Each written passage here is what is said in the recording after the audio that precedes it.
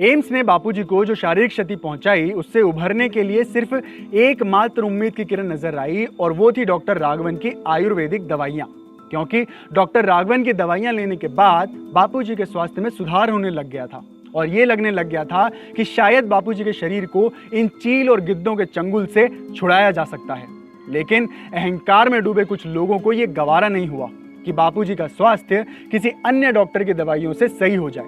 इसलिए उन्होंने एक प्रोपेगेंडा चला दिया कि डॉक्टर राघवन की दवाइयों में स्टीरॉयड है और उन दवाइयों को बंद कर दिया।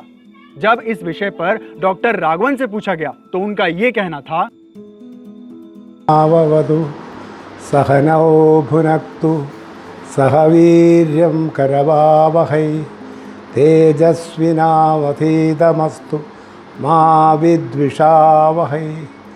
ओम शांति शांति शांति।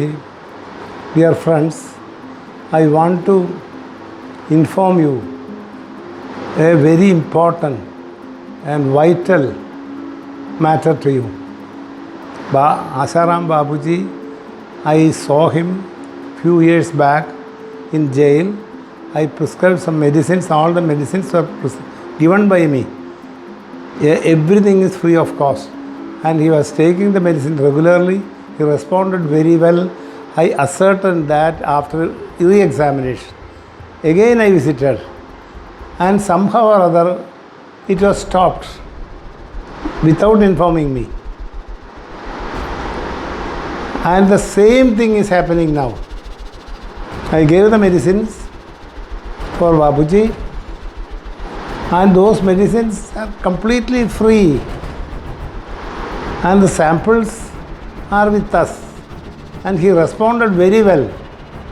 Now they say that it contains steroid.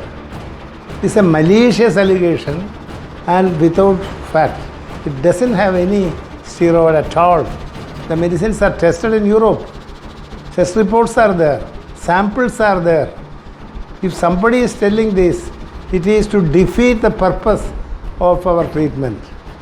This must be seriously considered and firm action should be taken. This medicine is absolutely safe and response is predictable, and he showed remarkable improvement in 5 days. The same sample of medicines, they say it contains steroid. If some steroid is there in the sample, it must be adulterated by them. That is to be investigated, and the samples are there in Delhi, and the person who delivered the medicine, he is also having the same sample. It must be analyzed, and we have to bring forth the culprits to save Swamiji. This is a very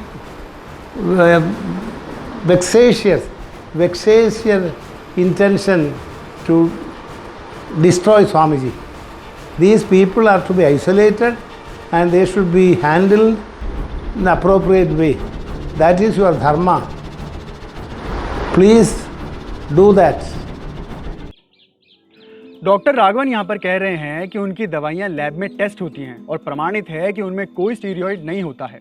बापूजी के लिए भेजी गई दवाइयों में भी कोई steroid नहीं था, और यदि उनकी दवाइयों के सैंपल में स्टीरॉयड आता है तो इसका मतलब ये है कि किसी ने दवाइयों में स्टीरॉयड की मिलावट की है, और इसकी जांच करके दोषियों को सख्त सज़ा मिलनी चाहिए, क्योंकि वो लोग धर्म को क्षति पहुंचा रहे हैं। अब इसका मतलब ये हुआ कि डॉक्टर राघवन ने जो दवाइयाँ भेजी है उनमें तो कोई स्टीरॉयड नहीं था, लेकिन जो लोग ये प्रोपेगेंडा फैला रहे हैं उन लोगों ने डॉक्टर राघवन की दवाइयों में स्टीरॉयड मिला दिया होगा, इस बात की प्रबल संभावनाएं हैं।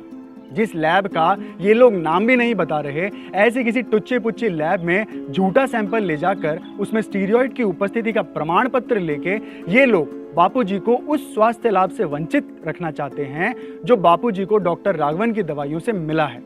जिस डॉक्टर के पास 50 से अधिक वर्षों का अनुभव हो, जिनके इलाज से लाभान्वित होने वालों की सूची में नोबेल पुरस्कार विजेता भी शामिल हो, जिनके बारे में स्वयं पूज्य बापूजी ये कहते हो कि उनका स्थान तो मेरे हृदय में है, ऐसे डॉक्टर राघवन की दवाइयों के बारे में कुप्रचार करके उन्हें बंद करवाने के पीछे जिन लोगों का हाथ है वे स्पष्ट तौर पर बापूजी को स्वस्थ और सुरक्षित नहीं देख सकते हैं।